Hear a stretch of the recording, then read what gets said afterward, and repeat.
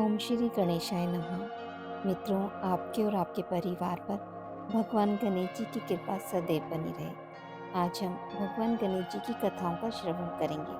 पहली कथा अनुसार एक समय की बात है कि विष्णु भगवान का विवाह लक्ष्मी जी के साथ निश्चित हो गया। विवाह की तैयारी होने लगी। सभी देवताओं को निमंत्रण भेजे गए, परंतु गणेश जी को निमंत्रण नहीं दिया। कारण जो भी रहा हो, अब भगवान विष्णु की बारात के जाने का समय आ गया। सभी देवता अपनी पत्नियों के साथ विवाह समारोह में आ गए। उन सब ने देखा कि गणेश जी कहीं दिखाई नहीं दे रहे हैं। तब वे आपस में चर्चा करने लगे कि क्या गणेश जी को नहीं न्योता है या स्वयं गणेश जी नहीं आए हैं। सभी को इस बात पर आश्चर्य होने लगा। तभी सबने विचार किया कि विष्णु भगवान से ही इसका कारण पूछा जाए। विष्णु भगवान के पूछने पर उन्होंने कहा कि हमने गणेश जी के पिता भोलेनाथ महादेव को न्योता भेजा है। यदि गणेश जी उनके पिता के साथ आना चाहते तो आ जाते। अलग से न्योता देने की कोई आवश्यकता भी नहीं थी। दूसरी बात यह है कि उनको 1.25 मन मूंग, 1.25 मन चावल, 1.25 मन घी और 1.25 मन लड्डू का भोजन दिन भर में चाहिए। यदि गणेश जी नहीं आएंगे तो कोई बात नहीं। दूसरे के घर जाकर इतना सारा खाना पीना अच्छा भी नहीं लगता। इतनी वार्ता कर ही रहे थे कि किसी एक ने सुझाव दिया, यदि गणेश जी आ भी जाएं तो उनको द्वार पर बनाकर बैठा देंगे कि आप घर का ध्यान रखना। आप तो चूहे पर बैठकर धीरे धीरे चलोगे तो बारात से पीछे रह जाओगे। यह सुझाव भी सबको पसंद आ गया, तो विष्णु भगवान ने भी अपनी सहमति दे दी। होना क्या था, इतने में गणेश जी वहां आ पहुंचे और उन्हें समझा बुझाकर घर की रखवाली करने बैठा दिया। बारात चल दी। तब नारद जी ने देखा कि गणेश जी तो दरवाजे पर ही बैठे हुए हैं, तो वे गणेश जी के पास गए और रुकने का कारण पूछा।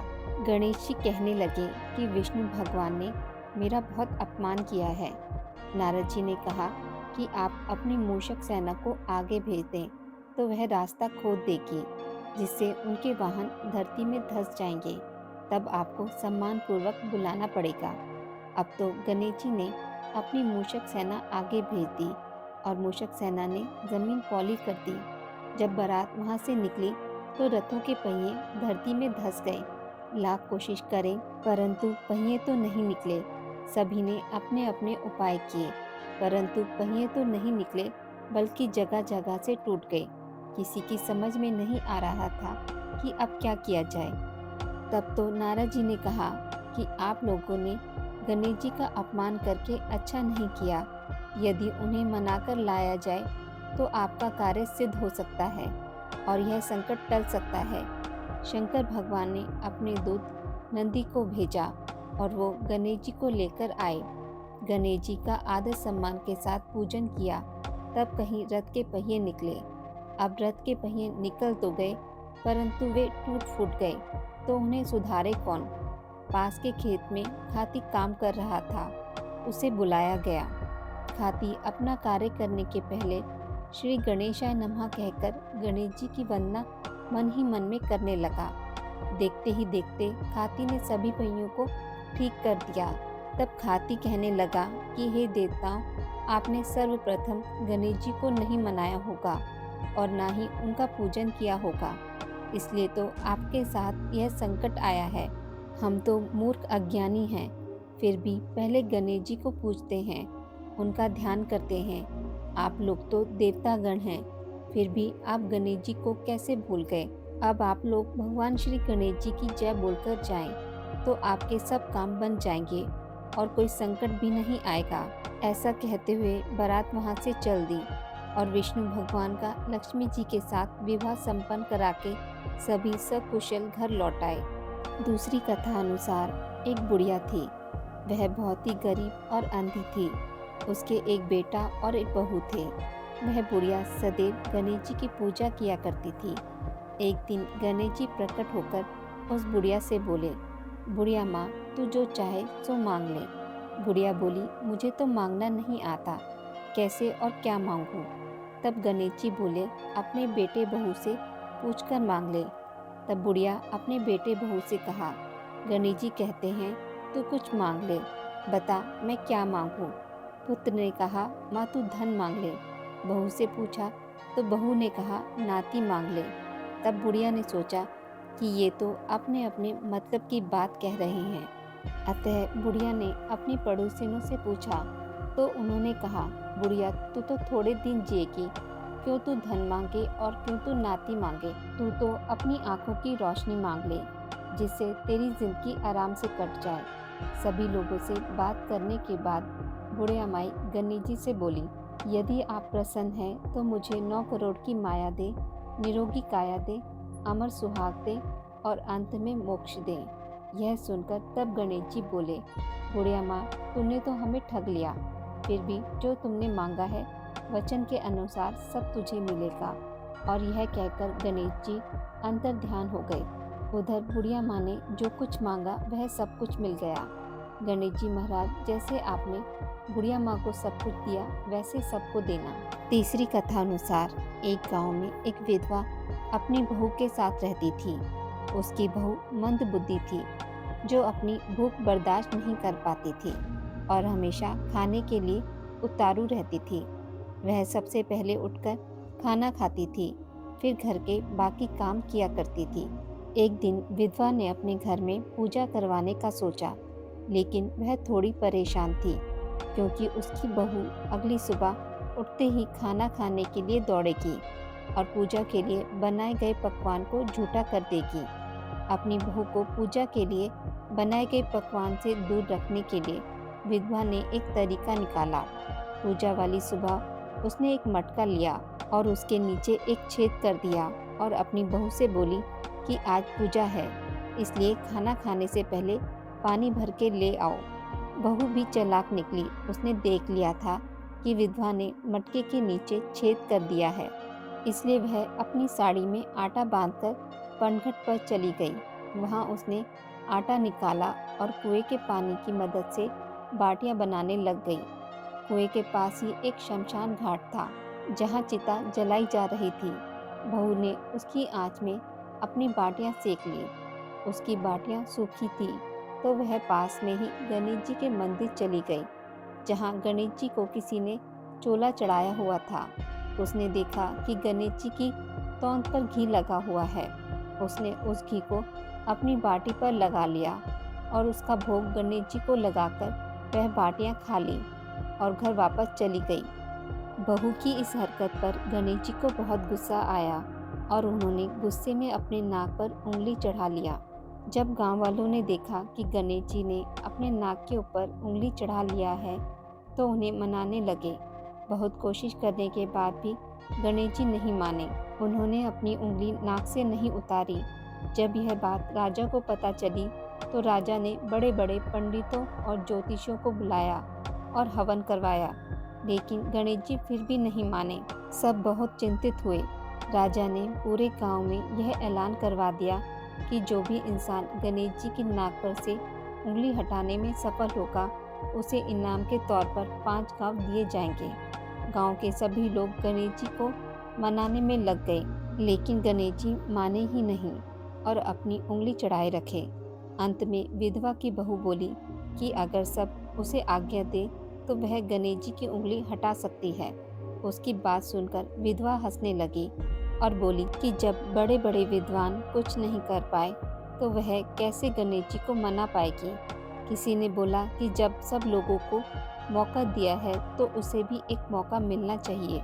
फिर सभी लोग बहू को एक मौका देने के लिए मान गए, लेकिन बहू ने एक शर्त रखी। उसने कहा कि उसके घर से लेकर मंदिर तक एक पर्दा बांधा जाए। सब लोगों ने सोचा इतना सब कुछ तो हो ही चुका है, तो पर्दा बांधने में क्या जाता है। बहू के कहे अनुसार उसके घर से लेकर मंदिर तक एक पर्दा लगाया गया। बहू ने अपना दिमाग लगाया और वह अपने पेटीकोट में मोगरी छिपाकर मंदिर में चली गई। मंदिर जाकर उसने गणेश जी से बोला कि मैंने आपके तोंद से ज़रा सा घी क्या ले लिया, आपने अपनी नाक पर उंगली चढ़ा ली। अब नाक पर से उंगली हटा रहे हो या दूं एक मोगरी की, अभी आपके टुकड़े टुकड़े हो जाएंगे। बहू की यह चेतावनी सुनकर गणेश जी थोड़ा डर गए और उन्होंने सोचा कि यह तो पूरी पागल है। कहीं सच में यह मुझे मोकरी ना मार दे। गणेश जी ने बिना सोचे समझे अपनी नाक पर से उंगली हटा ली, जिसे देखकर गांववासी खुश हो गए और बहू का जयकारा करने लगे। राजा के ऐलान के मुताबिक बहू को 5 गांव इनाम में दिए गए। इस कथा के अनुसार लोग गणेश जी भगवान से यह मांगते हैं कि वह भी उस बहू की तरह सबकी बात मान जाए और उनकी मनोकामनाएं पूरी कर दे। चौथी कथा अनुसार एक बार बाल गणेश अपने मित्र मुनि पुत्रों के साथ खेल रहे थे। खेलते खेलते उन्हें भूख लगने लगी। पास में ही गौतम ऋषि का आश्रम था। ऋषि गौतम ध्यान में थे और उनकी पत्नी अहिल्या रसोई में भोजन बना रही थी। गणेश जी आश्रम में गए और अहिल्या का ध्यान बढ़ते ही रसोई से सारा भोजन चुरा कर ले गए और अपने मित्रों के साथ खाने लगे। तब अहिल्या ने गौतम ऋषि का ध्यान भंग किया और बताया कि रसोई से भोजन गायब हो गया है। ऋषि गौतम ने जंगल में जाकर देखा तो गणेश जी अपने मित्रों के साथ भोजन कर रहे थे। गौतम ऋषि उन्हें पकड़कर माता पार्वती के पास ले गए। माता पार्वती ने चोरी की बात सुनी तो गणेश जी को एक कुटिया में ले जाकर बांध दिया। उन्हें बांधकर माँ पार्वती कुटिया से बाहर आ गई। उन्हें आभास होने लगा जैसे गणेश जी उनकी गोद में हैं, लेकिन जब देखा तो गणेश जी कुटिया में बंधे दिखे। माता काम में लग गई। उन्हें थोड़ी देर बाद फिर आभास होने लगा जैसे गणेश जी शिव गणों के साथ खेल रहे हैं। उन्होंने कुटिया में जाकर देखा तो गणेश जी वहीं बंधे दिखे। अब माता को हर जगह गणेश जी दिखने लगे, कभी खेलते हुए, कभी भोजन करते हुए और कभी रोते हुए। माता ने परेशान होकर फिर कुटिया में देखा तो गणेश जी आम बच्चों की तरह रो रहे थे। वे रस्सी से छूटने का प्रयास कर रहे थे। माता को उन पर अधिक स्नेह आया और दयावश उन्होंने उन्हें मुक्त कर दिया। 5वीं कथा अनुसार एक बार भगवान शिव के मन में एक बड़े यज्ञ के अनुष्ठान का विचार आया। विचार आते ही वे शीघ्र यज्ञ प्रारंभ करने की तैयारियों में जुट गए। सारे गणों को यज्ञ अनुष्ठान की अलग अलग जिम्मेदारियां सौंप दी गई। सबसे बड़ा काम था सारे देवताओं को यज्ञ में आमंत्रित करना। आमंत्रण भेजने के लिए पात्र व्यक्ति का चुनाव किया जाना था, जो समय रहते सभी लोकों में जाकर वहां के देवताओं को ससम्मान निमंत्रण दे आए। ऐसे में किसी ऐसे व्यक्ति का चयन किया जाना था जो तेजी से जाकर ये काम कर दे। लेकिन भगवान शिव को ये भी डर था कि कहीं आमंत्रण देने की जल्दी में देवताओं का अपमान न हो जाए, इसलिए उन्होंने इस काम के लिए गणेश जी का चयन किया। गणेश जी बुद्धि और विवेक के देवता हैं। वे जल्दबाजी में भी कोई गलती नहीं करेंगे। ये सोचकर शिव जी ने गणपति जी को बुलाया और उन्हें समस्त देवी देवताओं को आमंत्रित करने का काम सौंपा। गणेश जी ने इस काम को सहर्ष स्वीकार किया, लेकिन उनके साथ समस्या यह थी कि उनका वाहन चूहा था, जो बहुत तेजी से चल नहीं सकता था। गणेश जी ने काफी देर तक चिंतन किया कि किस तरह सभी लोकों में जाकर आदर पूर्वक सारे देवताओं को यज्ञ में शामिल होने का आमंत्रण दिया जाए। बहुत विचार के बाद उन्होंने सारे आमंत्रण पत्र उठाए और पूजन सामग्री लेकर ध्यान में शिव जी के सामने बैठ गए। गणेश जी ने विचार किया कि यह तो सत्य है कि सारे देवताओं का वास भगवान शिव में है। उनको प्रसन्न किया तो सारे देवता प्रसन्न हो जाएंगे। ये सोचकर गणेश जी ने शिव जी का पूजन किया और सारे देवताओं का आवाहन करके सभी आमंत्रण पत्र शिव जी को ही समर्पित कर दिए। सारे आमंत्रण पत्र देवताओं तक स्वतः पहुंच गए और सभी यज्ञ में नियत समय पर पहुंच गए।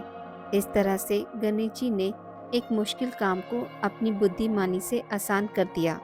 छठी कथा अनुसार हर किसी को मालूम है कि गणेश जी को मोदक और मिठाई कितनी पसंद है। शायद इसलिए भी वो किसी भी निमंत्रण को स्वीकार कर लेते हैं और पेट के साथ ही मन भरकर खाते हैं।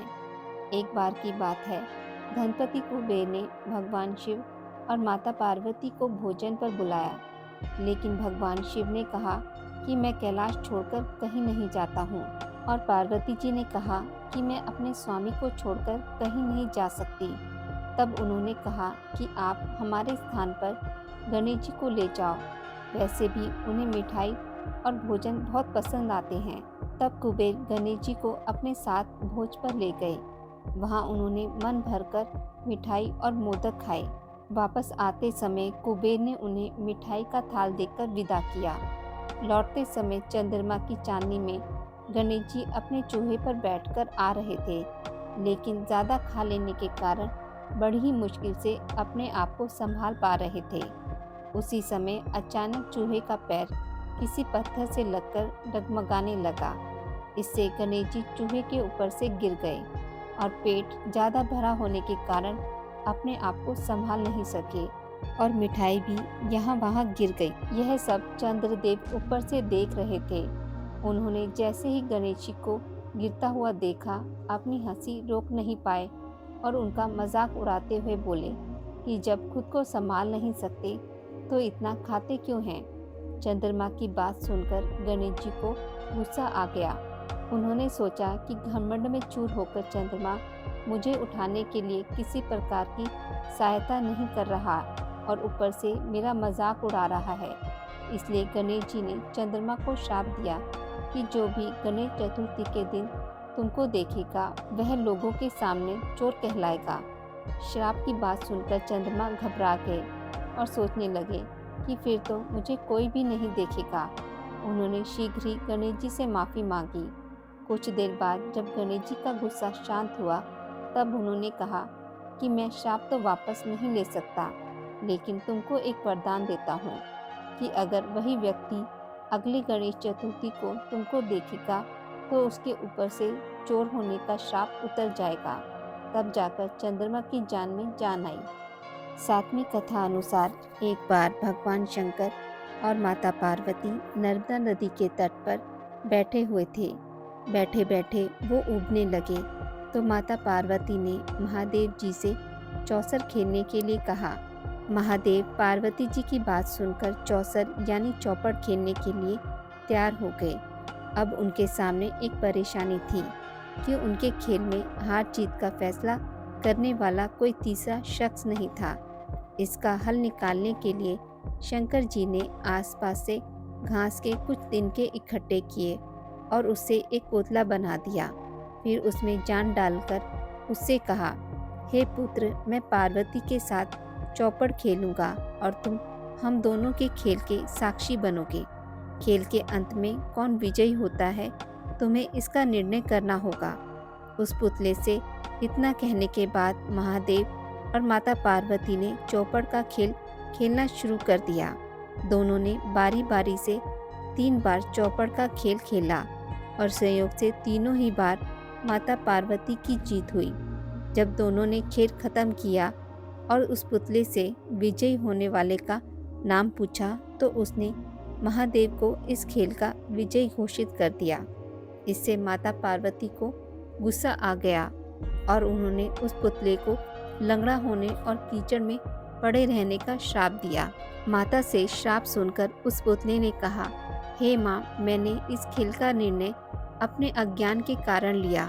मैंने किसी गलत इरादे से यह निर्णय नहीं लिया। कृपया मुझे क्षमा करें। पुतले की बात सुनकर माता पार्वती को दया आ गई और उन्होंने उससे कहा, 1 साल बाद यहाँ पर गणेश जी की पूजा करने के लिए नाग कन्याएं आएंगी। उनसे पूछकर तुम गणेश जी व्रत और पूजन करना। ऐसा करने से तुम्हें मनवांछित फल मिलेगा। इतना कहकर माता पार्वती और महादेव वहाँ से वापस कैलाश की तरफ चले गए। 1 साल बाद उसी स्थान पर नाग कन्याएं आई। जब उन्होंने गणेश जी व्रत के पूजन की विधि शुरू की तो उस श्रापित पुतले ने उनसे इस पूजन की विधि बताने की प्रार्थना की। नाग कन्याओं ने विस्तार से उस पुतले को गणेश जी पूजन की विधि बताई। इसके बाद उस पुतले ने विधि अनुसार 21 दिनों तक गणेश जी की उपासना की और उनका पूजन किया। इस पूजन से गणेश जी काफ़ी प्रसन्न हुए और उन्होंने उस पुतले को मनवांछित वर मांगने के लिए कहा। पुतले ने कहा, हे प्रभु, आप मेरे पैरों में इतनी शक्ति दे दें कि मैं कैलाश पर्वत पर जाकर अपने माता पिता से मिल सकूं और उन्हें प्रसन्न कर सकूं। गणेश जी ने तथास्तु बोला और वहां से वे चले गए। इसके बाद पुतला रूपी वह बालक चलते हुए कैलाश पर्वत तक पहुंचा और वहां पर भगवान शिव से मिला। महादेव से उसने सारी बात बताई। बालक की बात सुनकर महादेव ने भी 21 दिनों तक गणेश जी व्रत करने की इच्छा जाहिर की। दरअसल चौपड़ के खेल वाले दिन ही माता पार्वती भगवान शिव से नाराज होकर कैलाश छोड़कर वहां से चली गई थी। माता पार्वती को मनाने के लिए महादेव ने भी 21 दिनों तक गणेश जी व्रत किया। ऐसा करने से माता पार्वती 21वें दिन कैलाश पर्वत वापस आ गई और उनके मन में महादेव के लिए जो भी नाराजगी थी वो भी खत्म हो गई। माता पार्वती के वापस आने पर महादेव ने सारी बात उन्हें बताई। यह सुनकर माता पार्वती के मन में भी अपने बड़े पुत्र कार्तिकेय से मिलने की इच्छा उत्पन्न हुई। उन्होंने 21 दिनों तक गणेश जी व्रत करने का निर्णय लिया। उस पुतले रूपी बालक द्वारा बताई गई विधि के अनुसार माता पार्वती ने 21 दिनों तक गणेश जी का उपवास किया और विधि से पूजा अर्चना भी की। व्रत के 21वें दिन ही कार्तिकेय खुद ही अपनी माता पार्वती से मिलने के लिए कैलाश पर आ गए। आगे चलकर इस कथा और व्रत के बारे में कार्तिकेय ने विश्वामित्र जी को भी बताया। विश्वामित्र जी ने भी 21 दिनों तक यह व्रत रखकर गणेश जी की पूजा की। भगवान गणेश ने प्रसन्न होकर उन्हें ब्रह्म ऋषि होने का वरदान दे दिया। आज की इस वीडियो में बस इतना ही। मित्रों, अगर आपको मेरी वीडियोस पसंद आती हैं तो इसे लाइक और शेयर ज़रूर करें और पूजा पाठ से जुड़ी जानकारी के लिए मेरे चैनल को सब्सक्राइब करना ना भूलें। धन्यवाद।